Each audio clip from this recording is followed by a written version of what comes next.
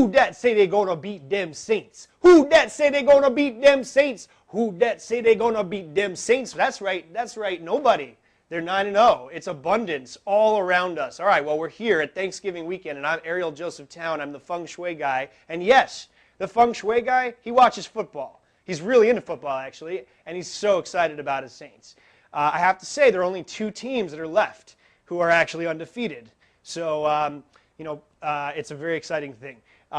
Abundance is all around us. Abundance is actually all around us at all times. Every system in nature is overflowing with abundance. It's our buckets that we bring to the abundance that are small. Mary Webb said that. She said, Providence, the wells of Providence run deep. It's the buckets we bring to it that are small. So what's the size of your bucket?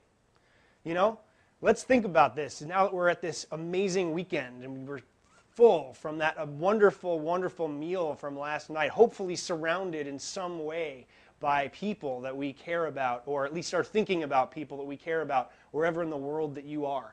So abundance really is all about us, and you can see it. You can see it in the celebrations. You can see it sometimes in the excess, but you can certainly see it in the bounty and in the harvest. So we're at the fall, right? So the colors that sort of relate to this bounty and this harvest, what colors would you say would sort of go with fall, bounty, and abundance? Definitely these deep reds and these oranges. You know, the color of the leaves are changing, and the color of some of these squashes and apples and, all these amazing things we can fill up on our table. We can have pumpkins and squashes. We can have these reds and orange and yellows. We can have some purples and greens too if we want to throw those in.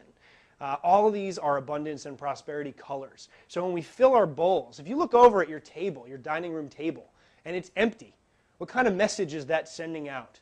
What kind of message is it sending out? It's like, oh, I'm nervous about the fruit going bad, or I can't afford fresh fruit or organic stuff right now, or I just have the bowl out there and it's sort of collecting dust. Well, just think about what that makes you feel like when you see that bowl. Now, some people solve this. They go to like an art supply store or crafts and they buy some sort of silk flowers, or they buy some plastic fruit.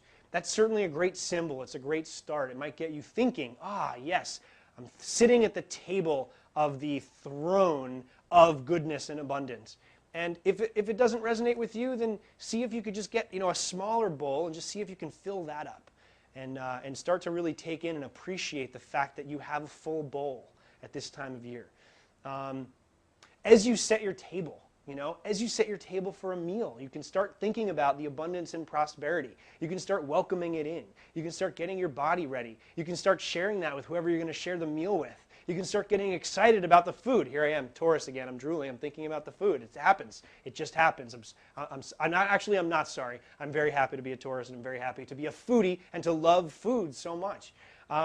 So give thanks, right? All of this week, all of this month is just a celebration of giving thanks for those people who are in our lives, for those people who in some ways have touched our lives. And if we do that as we sit down to this meal, as we do that as we prepare the food, as we do that as we're about to take a bite of the food, if we take a pause before we actually take a bite of food, that pause does more than just give us a pause. It does a few things. Scientists are catching up and finding out that not only can we our bodies absorb nutrients better when we take a moment and we give reverence and thanks for the food we're about to eat. So it actually helps our digestion. It helps our health. It helps our body's ability to take in what we're about to receive and give thanks for. The second thing is you can put gratitude into food. Have you ever tasted food prepared by someone that loved you? That food tastes a little different. Sometimes it tastes a little bit better. Have you ever seen an angry chef throw food onto a plate and then bring it out for people too? Well, I've seen that from the back of a restaurant, and you can sort of see the effects of that and how that's carried out into the world. In San Francisco, they have this great series of cafes called Gratitude Cafes. And the people in the back are constantly sending love into the food.